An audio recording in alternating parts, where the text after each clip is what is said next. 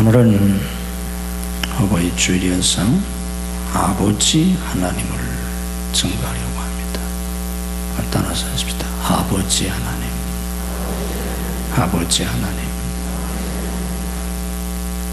하나님을 아버지로 섬기는 것, 단순히 그냥 하나님을 아버지로 섬기는 것이 아니고 실제로 하나님의 자녀가 되어서 하나님을 아버지로 모시고 사는 것, 이게 우리 기독교의 아주 독특하고 특별한 축복입니다.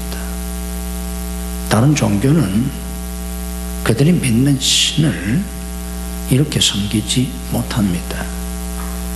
기독교만 애나 어른이나 모든 사람들이 하나님을 아버지라고 부릅니다. 다시 한번 불러보십시다. 아버지 하나님, 하나님 아버지. 우리는 늘 그렇게 부르지 않습니까? 불교를 믿는 분들이 석가모니를 아버지 석가모니 그렇게 부르는 거 봤어요? 그게 안 부르잖아요. 유교를 하시는 분들이 아버지 공자님, 공자 아버지 이렇게 부르지 않지 않습니까? 우리 기독교만 하나님을 아버지라고 부릅니다. 이게 우리 기독교의 아주 중요한 특징입니다. 그래서 우리는 부모님 주일에 우리 육신의 부모님의 은혜를 깊이 깨닫고 육신의 부모를 공경하고 효도하는 그런 자녀들이 되어야 할 뿐 아니라 우리에게 육신의 아버지가 있는 것처럼 영의 아버지가 되시는 하나님이 계시니까 우리가 이 하나님의 은혜를 깊이 깨닫고 하나님의 자녀로서 하나님을 더 잘 섬기는 그런 영적인 은혜를 또한 우리 모두가 받으셔야 합니다. 아멘. 육신의 부모에게도 효도하고 영의 아버지가 되시는 하나님도 잘 섬기는 복된 성도들이 되시기를 주님의 이름으로 축복합니다. 우리가 육신의 부모에게 효도하려면 부모님의 은혜와 사랑을 깊이 깨달아야 합니다. 그래야 효도하는 자녀들이 됩니다. 우리가 하나님 아버지도 잘 섬기려면 우리 아버지 하나님의 그 무한하신 은혜와 사랑을 깊이 깨달아야 합니다. 그래야 우리 하나님을 잘 섬기게 되어 있습니다. 우리 아버지가 되시는 하나님은 우리에게 어떤 은혜를 주셨나? 왜 우리가 하나님을 아버지라고 부르나? 이런 것들을 여러분들에게 오늘 정리해서 말씀을 증거해 드리겠습니다. 우리가 하나님을 아버지라고 부르는 건 그냥 하나님이 신이시기 때문에 그냥 그렇게 부르는 게 아닙니다. 우리 기독교의 구원의 진리는 우리를 구원하시기 위해서 이 세상에 오시고 십자가에서 피 흘려 죽으신 예수 그리스도의 십자가의 대속의 은혜를 믿고 그 예수님을 나의 구세주로 영접해서 모셔드려서 예수님의 생명, 곧 하나님의 생명으로 다시 태어나는 겁니다. 우리 기독교의 구원은 우리가 교회에 등록을 했다든가 교회 6개월 1년 다니면서 교리 공부를 하고 그래가지고 세례를 받았다든가 심지어는 무슨 집사 이런 직분을 받았다든가 이게 구원 아닙니다. 교회 아무리 등록했어도 구원 받은 건 아니에요. 교리 공부를 하고 심지어는 무슨 교리 시험에 패스를 했다고 할지라도 그게 구원 받는 거 아니에요. 구원 받는 것은 하나님의 생명을 받아서 다시 태어나는 겁니다. 그래서 이걸 다시 태어나기 때문에 우리가 거듭난다, 거듭남이라고 그래요. 두 글자로 거듭 중 날생을 써서 중생이라 그렇게 말합니다. 다시 태어나는 거예요. 예수님을 모셔드릴 때 예수님의 영이신 성령이 우리 안에 들어오시면서 예수님의 생명으로 다시 태어나는 겁니다. 이 예수님의 생명, 이 하나님의 생명을 두 글자로 영생이라고 하는 거예요. 한번 따라서 고백합시다. 영생. 이 영생이 영원한 생명이라는 뜻인데, 그 영원한 생명이라는 뜻은 단순히 영원히 없어지지 않는다는 뜻이 아니고 하나님의 생명이라는 뜻입니다. 하나님의 생명을 받아서 다시 태어나는 거예요. 요한복음 1장 10절에 예수님을 영접하는 자, 곧 그를 믿는 자들에게는 하나님의 자녀가 되는 권세를 주신다 그랬는데, 그 하나님의 자녀가 되는 권세를 주는 이유가 교회 등록했기 때문에 주는 거 아니에요. 그럼 교인은 될 수 있어요. 뭐 대광교회 등록하면 대광교회는 되는 거고, 지구촌교회 등록하면 지구촌교회 교회는 되는 거고, 그럼 교인은 될 수 있지만 하나님의 자녀가 되지는 않아요. 하나님의 자녀는 하나님의 생명을 받아서 다시 태어난 사람들만 하나님의 자녀입니다. 왜 우리가 하나님을 아버지라고 부르는가? 아버지 하나님의 생명을 받았기 때문입니다. 그래서 하나님을 아버지라고 부르는 거예요. 내 안에 하나님의 생명이 있기 때문에. 그래서 요한일서 5장 10절에 아들이 있는 자에게는, 예수님이 있는 자에게는 생명이 있다고 그랬습니다. 하나님이 세상을 이처럼 사랑하사 독생자를 주셨는데, 왜 주셨느냐? 이는 그를 믿는 자마다 멸망하지 않고 영생을 얻게 하려 하십니다. 영생을 얻게 하시려고 하나님의 독생자를 주셨습니다. 예수님이 왜 이 세상에 직접 오셨습니까? 우리를 부자 되게 하시려고? 우리를 부자 되게 하는 건 예수님이 안 오셔도 얼마든지 할 수 있어요. 구약시대 때 예수님 안 오셨어도 하나님 믿고 얼마든지 부자 됐어요. 예수님 안 오셔도 얼마든지 왕도 될 수 있고, 구약에 그런 사람 너무 많잖아요. 예수님 안 오셔도 목동을 들어서 왕을 만드실 수도 있고, 노예 소년을 들어서 애굽의 총리도 만들 수 있고, 다 하실 수 있어요. 그런데 왜 예수님이 이 세상에 직접 오셨나? 그리고 왜 십자가에서 피 흘려 죽기까지 하셨나? 무엇 때문인가? 영생을 주시기 위함입니다. 아멘. 생명을 주시려고. 이 하나님의 생명, 이건 예수님의 십자가 구속의 은혜를 통해서만 우리에게 주실 수 있습니다. 예수님을 영접하는 사람들에게만 이 영생이 주어집니다. 그래서 예수님이 오신 거예요. 우리가 예수 믿는 가장 큰 축복은 이 세상에서 부귀영화가 아닙니다. 물론 이 세상에서 부귀영화도 뭐 누릴 수도 있어요.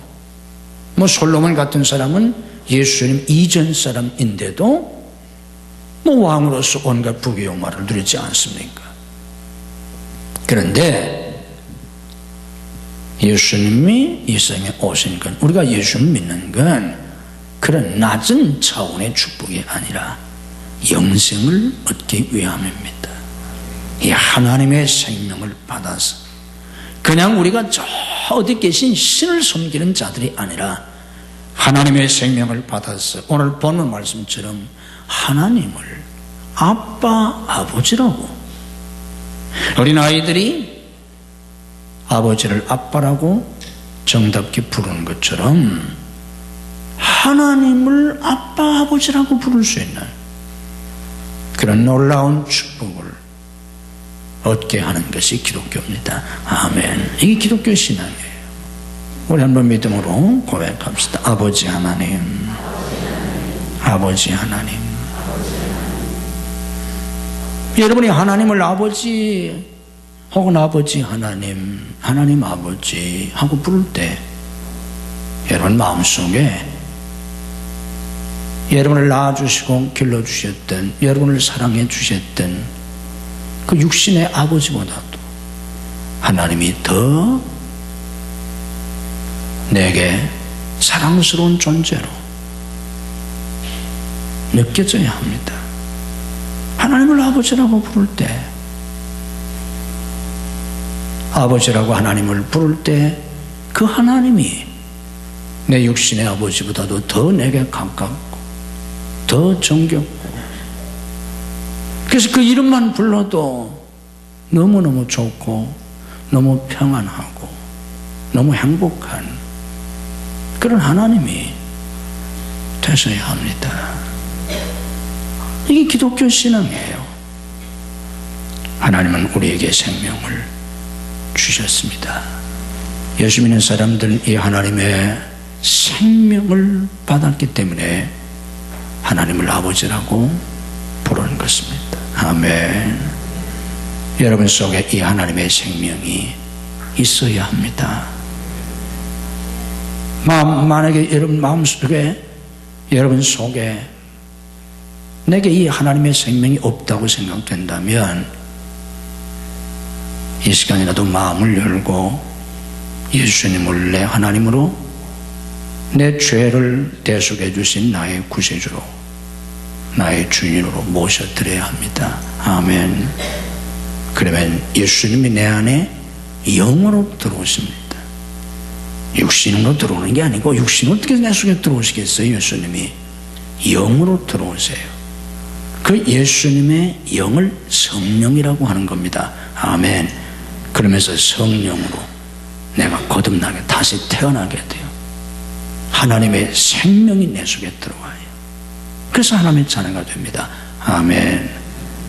여러분 모두가 예수님을 영접하고 하나님의 생명으로 다시 태어난 분들 되시길 주님의 이름으로 축복합니다. 그런 사람들은 하나님을 아버지라고 부르는 거예요. 아바 아버지라고. 멀리 계신 하나님이 아니에요. 무서운 하나님이 아니에요.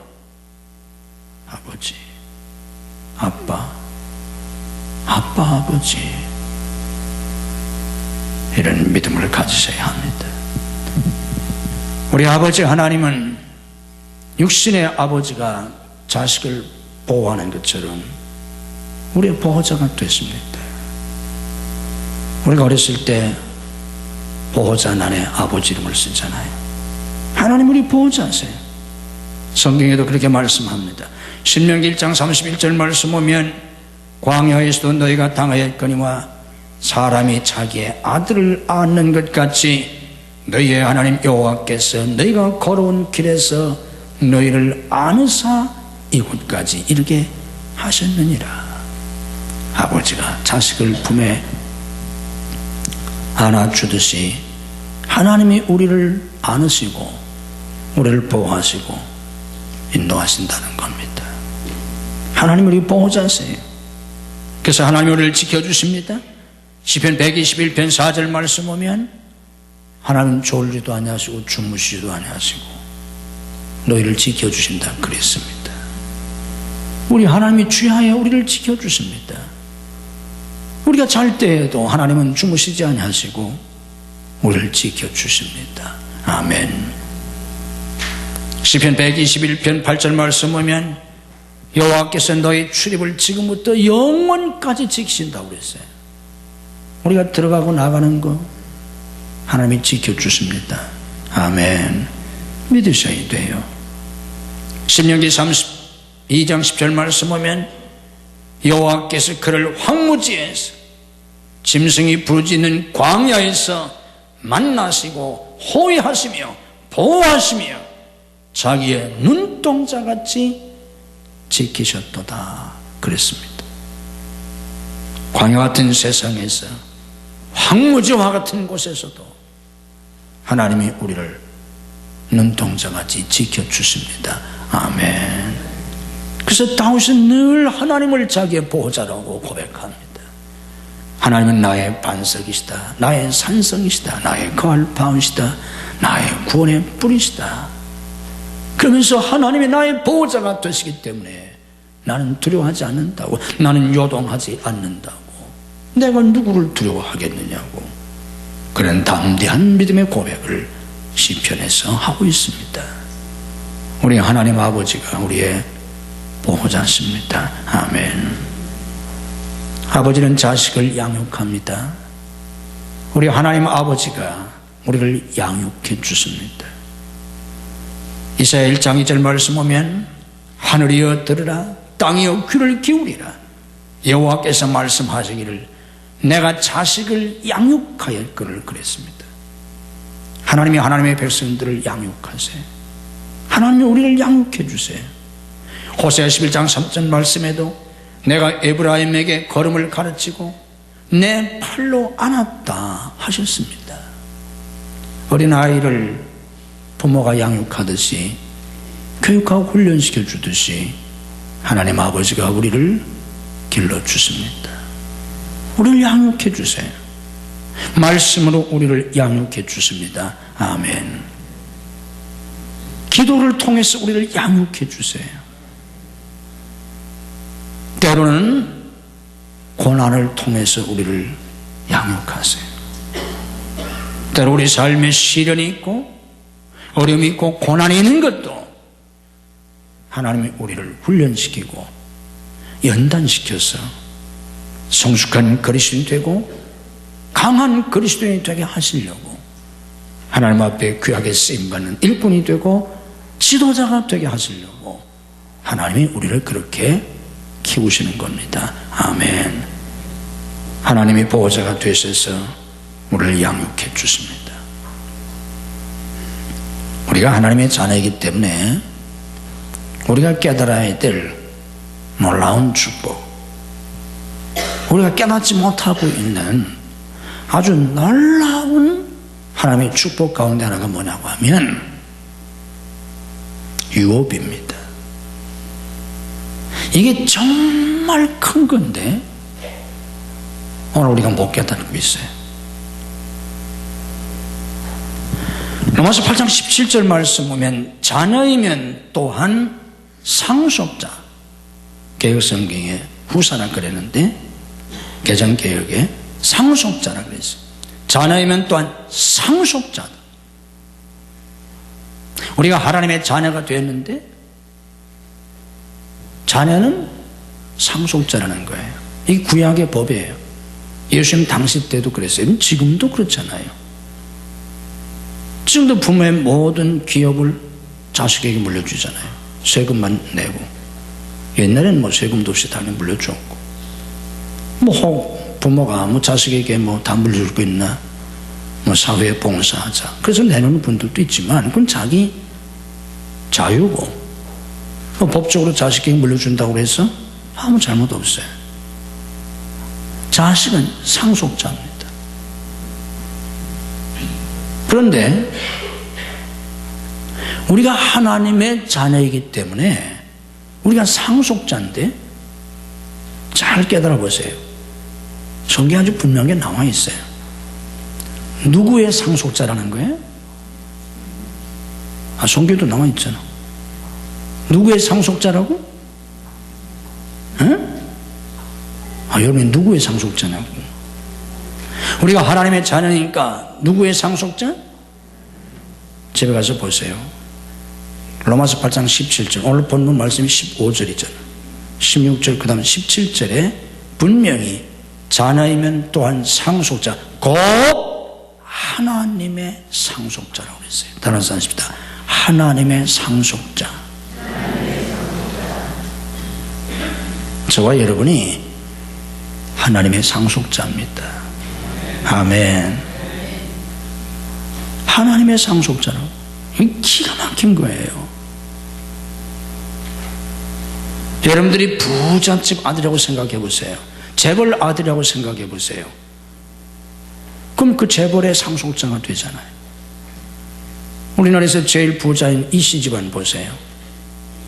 그 집 자녀들이 다 아버지가 물려받아가지고 지금 하잖아요. 아들이고 딸이고 다 하나씩이 뭐예요? 몇 개씩 물려받았잖아요. 아버지 거. 그래서 우리나라 제일 부자로 지금 사업하잖아요. 여러분이 만약에 그런 집안의 자식이었다면 물려받을 거 아닙니까? 그런데 여러분 부모는 재벌이 아닐 수도 있고 나에게 집 한 칸, 땅 한 평 못 물려주실 수도 있어요. 괜찮아요. 괜찮아요. 왜 그런가 하면 우리에게는 또 한 분의 아버지가 있어요. 영의 아버지가 있어요. 이게 히브리서 9장 말씀이에요. 우리에게는 영의 아버지가 있어요. 또 한 분의 아버지가 계세요. 그래서 우리는 육신의 아버지로부터 상속을 받을 뿐 아니라 육신의 아버지로부터 상속을 받지 못했어도 영의 아버지가 되시는 하나님으로부터 상속을 받습니다. 분명히 로마서 8장 17절에 하나님의 상속자라고 그랬어요. 이게 기가 막힌 말씀이에요. 다시 한번 따라서 합시다. 하나님의 상속자. 저와 여러분이 하나님의 상속자예요. 하나님의 상속자니까 뭘 상속받는다는 게 우리가? 뭘 상속받아요? 상속 안 받아봐서 몰라? 여러분 상속받아 본 분들 있잖아요. 뭘 받았어요? 상속받을 때 뭘 받았어? 아버지가 가졌던 거. 아버지 거를 물려받잖아. 그게 상속이잖아. 아버지의 것을 다 물려받는 게 상속이에요.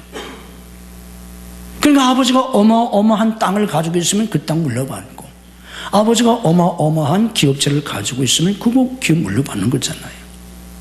자기 아버지가 삼성에 오너면 삼성 물려받는 거고, 그잖아요. 자기 아버지가 현대에 오너면 현대 물려받는 거고, 그렇잖아요. 그런데 우리는 하나님의 상속자예요. 그러니까 뭘 물려받아요? 뭘 물려받는지도 몰라. 이해가 안 돼요? 하나님의 상속자니까 뭘 물려받겠어? 하나님의 걸 물려받는 거지. 하나님의 것을. 하나님의 것을 우리가 물려받는다고요. 하나님의 상속자니까. 그럼 하나님이 가진 게 뭐예요? 교회예요? 하나님의 그건 뭐예요? 우주 만물이 다 하나님 겁니다. 아멘. 천국이 하나님 거예요. 아멘. 그래서 천국이 하나님의 나라잖아. 그래서 우리는 천국을 물려받습니다. 아멘. 안 가봐서 그렇지, 몰라서 그렇지.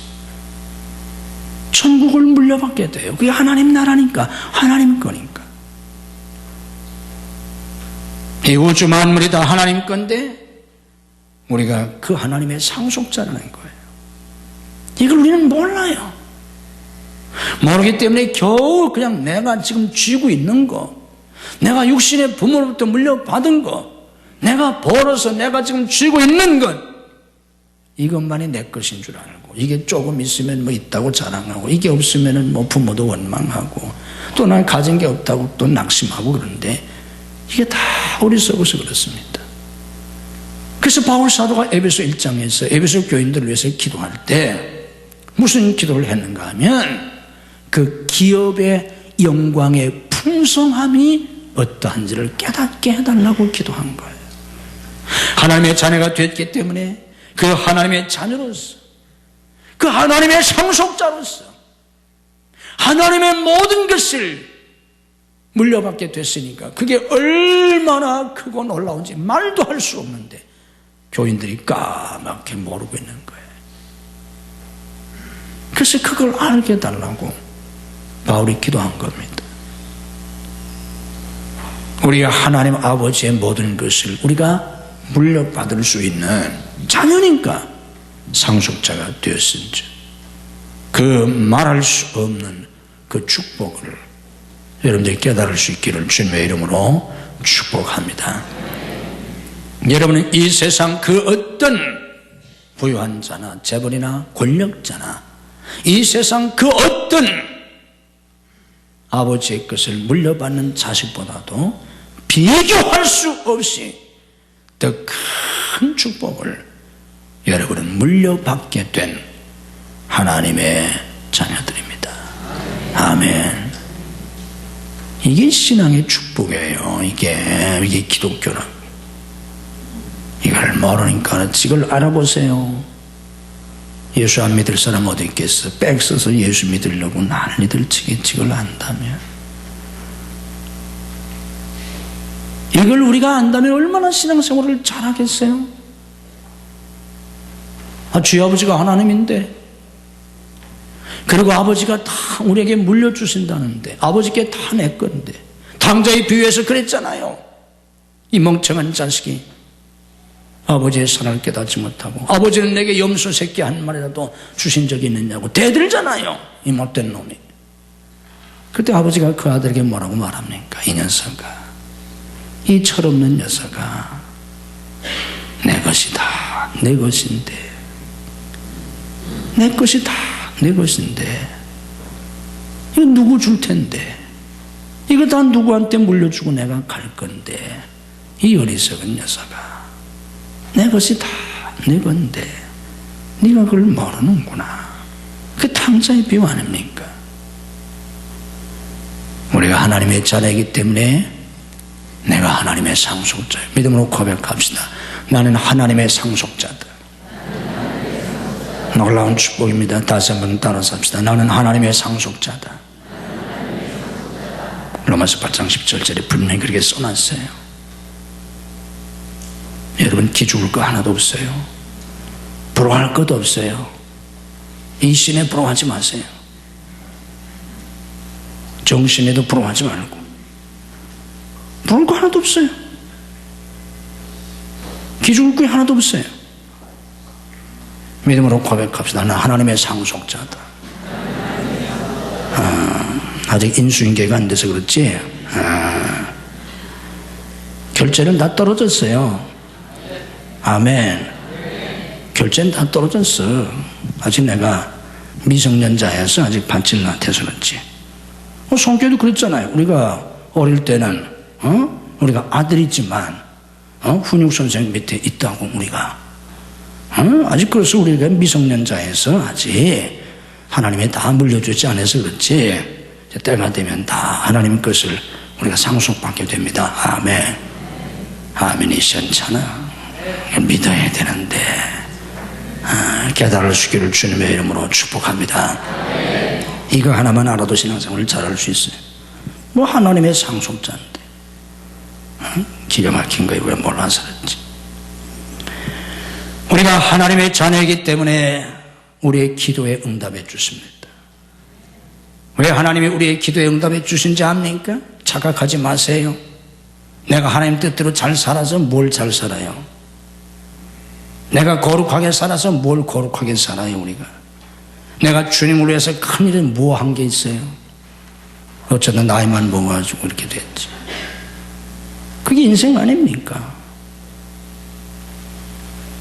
우리가 하나님께 기도할 때 응답해 주시는 건 하나님의 자녀이기 때문입니다. 그래서 주님이 기도에 관한 것을 가르칠 때 자꾸 자녀 얘기를 하셨어요. 마태복음 7장 7절 이하에서 구하라 찾으라 두드리라 이런 얘기를 하실 때도 자식이 떡을 달라면 누가 돌을 주겠느냐, 자식이 생선을 달라면 누가 뱀을 주겠느냐, 너희가 악한 부모라도 자식에겐 좋은 걸 줄 줄 아는데 하물며 하늘에 계신 너희 아버지가 왜 구하는 자에게 좋은 것을 주시지 않겠냐, 이런 말씀을 하시잖아요. 누가복음 18장에서는 불의한 재판관과 불쌍한 과부의 얘기를 하면서 그 못된 재판관도 불쌍한 과부가 자꾸 가서 얘기하니까 들어줬다. 그런데 하물며 하늘에 계신 너희 아버지가 왜 택한 자녀들의 기도에 응답 안 해주시겠냐. 제자들이 기도를 가르쳐 달라고 할 때 주님께서 주기도를 가르쳐 주셨잖아요. 그때 너희는 이렇게 기도하라. 하나님을 부르는데 어떻게 부르라고 했냐? 하나님 이것 주세요, 저것 주세요. 그렇게 기도라고 안 하셨어요. 하늘에 계신 우리 아버지요. 아버지라고 부르는 거예요. 여러분들 애들하고 똑같아요. 애들이 돈 달라고 할 때, 뭐 달라고 할 때 뭐라고 합니까? 아빠 뭐 용돈 주세요. 아빠 뭐 주세요 그러잖아. 엄마 그러잖아요. 그러니까 주지. 아무 얘기하는 거 다 적어서 돈 달래? 강도야? 아니잖아요. 아빠 하잖아요. 주잖아요. 하나님이 왜 우리의 기도에 응답하시는가? 하나님의 자녀는가? 하나님 아버지라고 부르는가? 아멘. 자녀이기 때문에 응답해 주시는 겁니다, 기도가. 그래서 기도를 시작할 때 하나님 아버지 하고 부르는 거예요. 하나님 아버지 어쩌고 저쩌고. 그럼 하나님이 뭐라고 하겠어요? 아들아 알았다, 딸아 알았다, 걱정하지 마라, 그렇잖아요. 가장 중요한 것은 하나님이 우리 아버지이기 때문에 우리는 하나님과 사랑의 교제 속에서 삽니다. 하나님이 세상을 이처럼 사랑하사 독생자를 주셨으니 독생자를 주실 정도로 주시기까지 그렇게 사랑하신 그 하나님의 사랑 안에서 사는 거예요. 이게 신앙생활이에요. 그 하나님의 사랑 안에서 그 하나님의 사랑을 받고 또 받으며 그 사랑의 교제 속에서 사는 겁니다. 그래서 우리 주님이 요한복음 15장 9절에서 내 사랑 안에 거하여라, 나의 사랑 안에서 살라 하신 겁니다. 믿음으로 고백합시다. 신앙생활은 하나님의 사랑 안에서 사는 거다. 아멘. 신앙생활은 그냥 멀리서 하나님 무슨 천주님을 믿는 게 아니에요. 그 말이 틀렸다는 얘기가 아니라 하나님의 사랑 안에서 사는 겁니다. 아멘. 날마다 어떤 집사가 집에서 쉬고 있는데 밖에서 초인종이 울려서 나가봤더니 어떤 두 사람이 밖에 서 있어요. 왜 안 열었더니 진리의 말씀을 나누러 왔습니다. 말하는 거 보니까 뭐예요? 이단이야. 이런 사람들 진리의 말씀을 누가 나누러 와? 요즘 세상에 볼 것도 이단이라.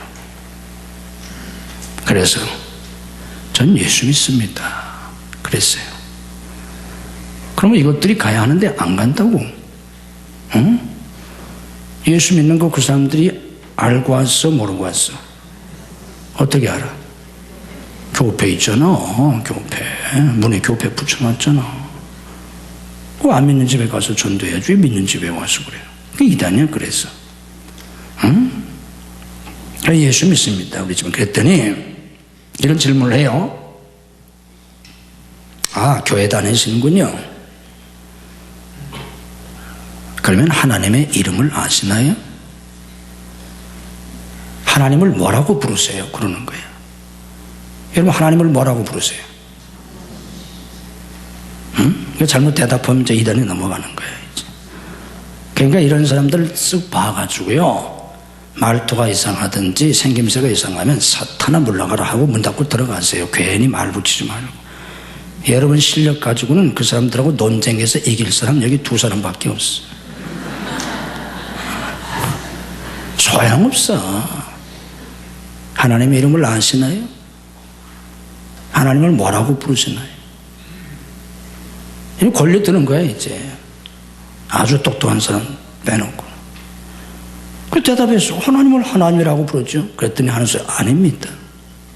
하나님을 그냥 하나님이라고 부르면 어떤 신이 대답할지 모릅니다. 그래서 반드시 이름을 불러야 합니다. 그래서 하나님이라고 하면 안 됩니다. 여호와라고 불러야 합니다. 어디서 나온 것들이야? 이게 여호와의 증에서 나온 거야. 이게 벌써 들으면 알잖아. 그래서 여호와의 증이라는 거야. 여호와라고 불러야 합니다. 그냥 하나님 하면 어떤 신들이 많잖아. 어떤 신이 대답할지 모릅니다. 맞아 틀려? 맞아 틀려요? 모르지. 모르니까 대답하지 말고 아예 얘기하면 쾅 닫고 들어가요. 그냥 그 사람들 얘기하지 다 걸려들어요. 여러분 수준에서.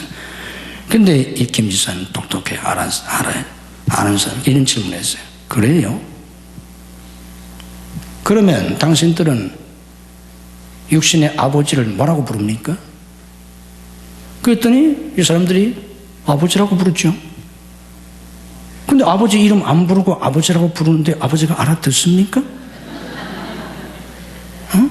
그냥 아버지 하지 말고 유광신 아버지 이래야 내가 우리 딸이 왔구나, 우리 아들이 왔구나, 이렇게 알아듣지 그냥 아버지 하면 알아듣나요? 그때 얼굴이 빨개져가고 가더라는 거예요. 우리나라는 청도에 가면 소싸움 하잖아요. 소싸움 하는 거 보셨어요? 구경한 사람 손 들어봐.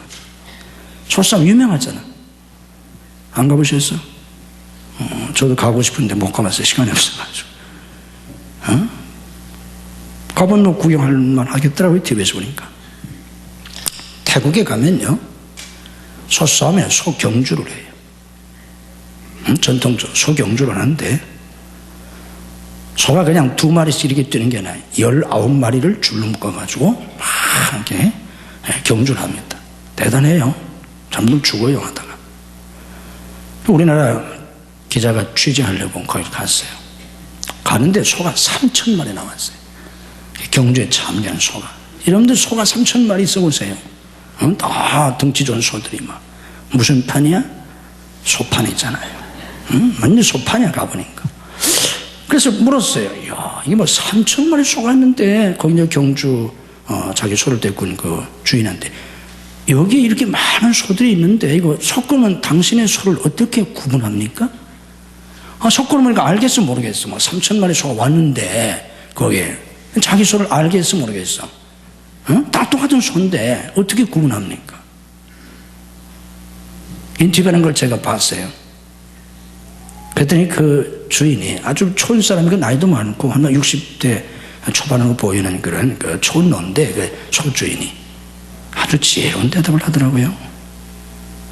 이런 질문을 해요. 기자인데, 젊은 기자인데. 당신 마누라가 여자들이 한 3,000명 모여 있는데 거기 당신 마누라가 껴 있으면 당신 마누라 구분할 수 있어 없어? 우리 유장로님 저 여자들 이게 한 50대 부인만한 여자들 한 3,000, 5,000명 있는데 신권사람이 껴 있으면은 내 부인 찾겠어 못 찾겠어?